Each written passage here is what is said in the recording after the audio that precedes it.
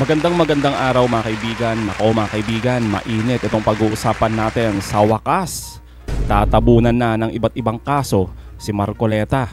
Tatapusin na din ang kabulastugan, lalo pat nasama siya sa utak di umano ng destab para manggulo at patalsikin ang Pangulo.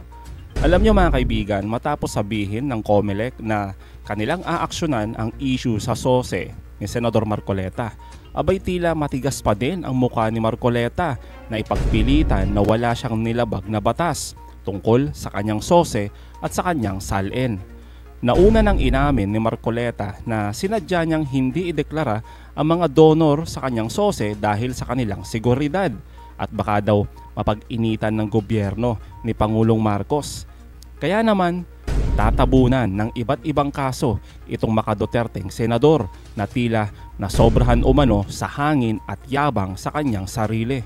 Nako mga kaibigan, yan ang pag-uusapan natin, pero bagong lahat, paki-like muna ating video, paki-share na din po at subscribe na po kayo sa ating channel. Unahin na po muna natin ito mga kaibigan. Yan.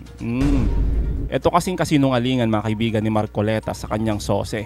Tapos, tinatanong pa niya, meron bang batas na pumipilit na i-disclose ang kanyang mga donor? Kaya heto mga kaibigan, binira ni Attorney Dino De Leon at talagang sasampahan ng patong-patong na kaso itong si Marcoleta. At gaano nga ba kalakas ang ebidensya laban kay Baldog? Eto mga kaibigan, pakinggan natin ito. Syempre, ang napakagaling na mga abogado ng mga Diskaya, ng napakagaling ng senador natin, doon sa kanyang SOSE, ang sabi niya, in a sworn statement, napakagaling talaga ng abogado ng mga Diskaya. Ay, napakagaling na senador pala nito. Ang sabi niya sa sworn statements niya, sworn statement to yung SOSE, wala kang nag-donate sa akin. Tapos sasabihin mo in national TV na ang dami mo palang donors, tapos hindi mo nilagay sa SOSE na sworn statement. Ano ibig sabihin nun? Una, nagsinungaling ka and you're liable for perjury and you must be investigated. Sinungaling ka eh. Nagsisinungaling ka under oath, no?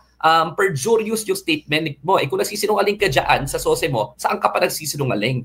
Senator Marcoleta, no? Saang bagay ka pa nagsisinungaling sa mga pinaggagawa mo sa Senado at sa mga sworn statements mo? Una. Pangalawa, ano yung epekto ng SOSE mo? Statement of contributions yan, di ba? Supposedly yung SOSE. Ang sabi ng batas, lahat ng kandidato, kailangan i-declare mo yung statement ng contributions, mga nag-contribute sa'yo, at expenditures mo para makita ng batas kung saan mo kinuha yung pera. Pangalawa, makita publicly sa kanino ka may utang na loob.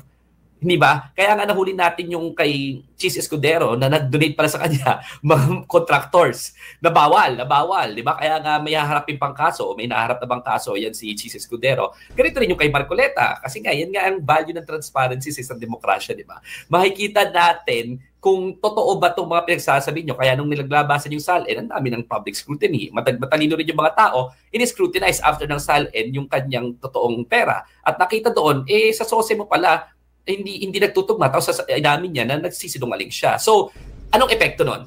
Sa batas kasi, pag hindi ka nag-file ng SOSE, you may be disqualified. Actually, pwede rin hindi ka mag-assume ng office. So, para sa akin, ground for disqualification ito. And in fact, dahil malaki yung kasinungalingan niya, it can be treated as if there is no declaration of the SOSE because sobrang laki nung kasinungalingan na sinabi niya, wala ako isang contributor.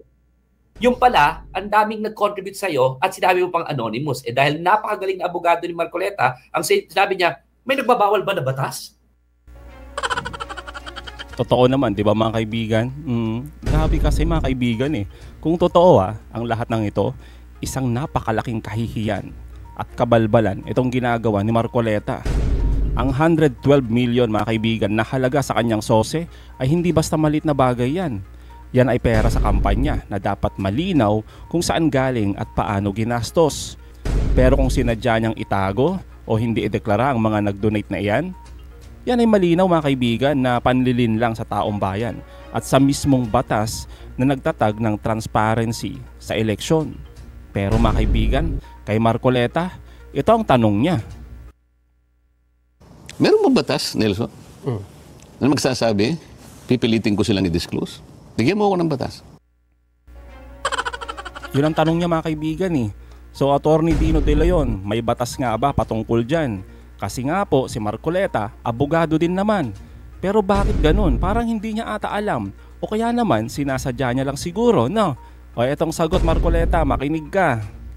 Meron po. Yan po ang nakalagay sa Omnibus Election Code, no? Na required ang declaration na yan. Ito ang sabi sa Omnibus Election Code, Section 98.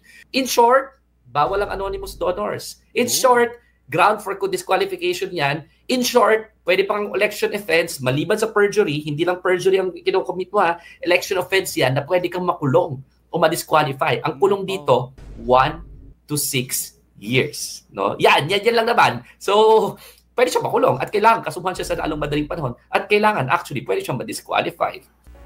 Yun na nga mga kaibigan, no? So sana lang talaga mga kaibigan, dapat lang na imbestigan ito ng COMELEC at ng mga kaukulang ahensya. Di po ba? At kung mapatunayan na nilabag niya ang batas, panagutin siya ng buong buo. Dahil kung palalampasin ito mga kaibigan, magiging mensahe lang ito sa mga ibang politiko na pwedeng mandaya, magsinungaling at manlinlang. Basta may pera at koneksyon. Di po ba? Kaya ang malaking tanong dito, malakas ba ang ebidensya laban kay Marcoleta para siya ay makulong, managot, matanggal sa pwesto? Ang pinakamalakas kasi sa rules of evidence, lagi ko pa ulit yung sinasabi yan Ang pinakamalakas sa rules of evidence na ebidensya laban sa iyo or laban sa isang tao yung declaration against incident or admission. So he actually confessed a crime in national TV, no? And we intend to file within the week a criminal case and a disqualification case laban dito kay Marcoleta dahil sa pagsisinungaling niya. Both perjurious, violation of Omnibus Election Code, and a quo warranto and an ethics complaint. Ayun mga kaibigan, sa wakas, no? May magkakaso na din dito kay Marcoleta. Ito yung hinihintay natin Kaya maraming salamat Attorney Dino, no, sa tapang po ninyo na banggain yung ganitong mga makapangyarihang politiko na talagang harap-harapan nagsisinungaling, di ba? Sose pa lang yan mga kaibigan, paano na lang kaya kung pera ng taong bayan? Di ba? Paano natin ipagkakatiwala yan? Di ba? Diyan pa lang mga kaibigan puro kabulastugan na. Kaya dapat lang siguro mga kaibigan, no, imbestigahan at dapat papanagot itong mga katulad ni Baldog. Ay nako talaga Ito yung implication niyan. Para natin alam na hindi indiskaya yung mga donors ni Marcoleta. Tama. Pwede naman pala yung mga diskaya na pinoprotektahan niya sa Senado. Yung donors niya kasi magkakakilala sila noon pa. Di ba? In fact, yung asawa niya nga, supposedly, director ng Stronghold Insurance na napakaraming insurance or napakaraming mga bond, construct bond and insurance na kinuha yung mga joint venture ng mga diskaya. Sure ba tayo ngayon na hindi diskaya yung mga donors niya? Hindi natin sure. Bakit? Kasi siya mismo nagsabi, hindi niya dineclare kung sinong donors niya. They want to be kept anonymous at gusto niyang sekretuhin yung identity nila. Diba? Yun ganun yung skandalo nito Sino pang mga contractors ba ito? Hindi. Sino ba itong mga, bakit ayaw nila magpa-label? Di ba dapat pag donor ka, okay lang naman, kaya kong panindigan. Kung hindi ill-gotten or laundered money yung inaccept mo, willing ka dapat panindigan na sinusuportahan ko yung kandidatong yan. Hindi ba? Dapat willing kang sabihin yun bakit takot silang magpa-declare? Bakit ba? Illegitimate and illicit ba yung source ng pera ko? Hindi natin malalaman. Bakit? Hindi nila dinedeclare maayos Bakit? Gusto nila magsinungaling sa kanilang sose. Dahil nga sa kanyang hubris and bravado, siguro na luto niya yung sarili niya sa sarili niyang mantika. Totoo naman, di ba mga kaibigan, yung sinasabi dito ni Attorney Dino De Leon na sobrahan sa yabang at bilib sa sarili na pati batas ay feeling nila kayang butasan para makalusot yung kanilang kabalbalan. Kaya tama lang mga kaibigan na dapat kasuhan at mapanagot itong mga politiko na to tulad ni Marcoleta, di ba? Dahil sa kanilang mga kabulastugan at kasinungalingan sa taong bayan. Kasi grabe mga kaibigan nakakahiya at malinaw na kasinungalingan nito sa harap ng taong bayan. Si Marcoleta na dapat sana'y ehemplo ng katapatan bilang mambabatas, bilang senador, tapos abogado pa yan mga kaibigan. Siya pa mismo yung nangunguna na nagsinungaling sa kanyang sose. At mas masahol pa, inamin niyang sinadya niya ito. Hindi isama ang mga donor sa kanyang sose. Tapos ngayon mga kaibigan, nabuking. Diba? Talagang binabatikos siya. Ngayon kakasuhan. Ano kayang idedepensa niya? Baka sabihin niya, honest mistake. Nako, pag ito ginamit mo, hindi kami maniniwala sa'yo. Oo nga. Bakit? Kasi naman mga kaibigan, halatang halata, galing sa bunganga ni Marcoleta, ito ay sinadyang pandaraya. Diba anong tawag mo dun? Hindi mo nga sinabi kung sino to mga donor mo. Diba? Tapos sasabihin mo ngayon, ang dami-dami pala nila. Pero sa sose mo, pera mo yan. Diba? Galing sa bulsa mo. Galing sa bulsa mo, pinaghirapan mo. Hindi na nga tugma yung salin mo at sose mo, abay pinagmalaki mo pa talaga sa taong bayan na galing sa pera mo yan. Tapos nung makita na hindi tugma, bigla mong sasabihin sa aming lahat, hindi mo talaga nilagay yung mga donor. Kasi nga, yun yung bilin nila sa'yo. Yun yung request nila sa'yo. Iniingatan mo yung kanilang seguridad. Tapos, tinuturo mo pa na baka mapag-initan ng gobyerno ni Marcos. Ibang klase talaga mga kaibigan, no? Hindi talaga mga kaibigan, ito ay sinadyang pandaraya. Diba? Malinaw na panlilin lang at tahasang pambabastos sa batas at sa tiwala na din ng taong bayan. Lalong-lalo na yung mga bumoto kay Marcoleta. Kaya sa mga bumoto sa kanya, tanong ninyo, nasaan na yung pangakong libreng kuryente? Oh, di ba? Yung mga nagtitiwala dyan, yung mga bumoto. Di po ba?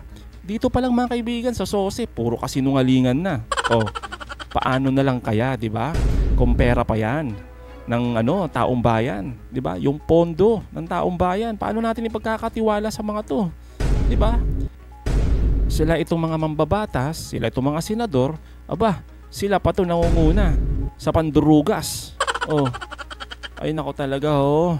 Kung wala siyang tinatago mga kaibigan, bakit niya kailangang itago ang mga pangalan na nagbigay sa kanya ng milyong-milyong piso? Kaya tuloy, hindi maiwasan ng taong bayan na magduda. Kaya ba tila sobra na lang yung pagiging protektibo niya sa mag-asawang Diskaya? Galing ba sa mga Diskaya yung mga pera na yan? Yung mga milyon-milyon na ginamit sa kanyang kampanya? Tanong po natin yan, ha? Oh. Tapos yung issue ngayon ni Gutesa pa na may peking notaryo. Di ba mga kaibigan? May kinalaman ba siya doon? At sa mga kaduda-dudang testimonya ni Gutesa? Oh. Tapos yung kumakalat ngayon na isa siya sa utak ng Destab sa panggugulo kasama ang ilang mga Duterte at yung mga financier kasama si Sara Duterte, yung kanilang amo. Lahat yan, tanong mga kaibigan, kay Marcoleta. Kasi nga, di na natin alam kung ano yung tama at hindi sa kanyang mga pinagsasabi. Oh, mas lalo lang itong nagpapakita nasanay sila mga kaibigan, di po ba? Sa panlilin lang at pagbabaluktot ng katotohanan. Oh, yan ang ugali ng isang trapo mga kaibigan, na handang gawin ng lahat kahit illegal para lang pagtakpan ng baho ng kanyang mga kaalyado at syempre protektahan ang kanyang sariling interes. Oh, kaya kung totoo ang lahat ng ito, dapat lang siyang managot at makulong. Walang puwang mga kaibigan Sa totoo lang, dapat talaga walang puwang sa gobyerno ang mga politiko na niloloko ang taong bayan at binabastos ang batas. Yun lang nun Di po ba? Hindi siya dapat palusutin mga kaibigan ng COMELEC, ng Ombudsman, ng DOJ at ng Senado. Di ba? Mismo kung saan siya nagtatrabaho. Di ba? Dahil sawang-sawa na po kami sa mga sinungaling at mandaraya, mandarambong. Kaya kung makakalusot ang ganitong kabulastugan, abay gagayahin lang mga kaibigan ng mga katulad nilang buhaya. Kaya mga kaibigan, anong masasabi nyo patungkol dito? Comment down below. At yan mga kaibigan huwag nyo kalimutan, i-like at i-share itong mga videos. Hanggang sa muli, kita-kita ulit tayo mga kaibigan.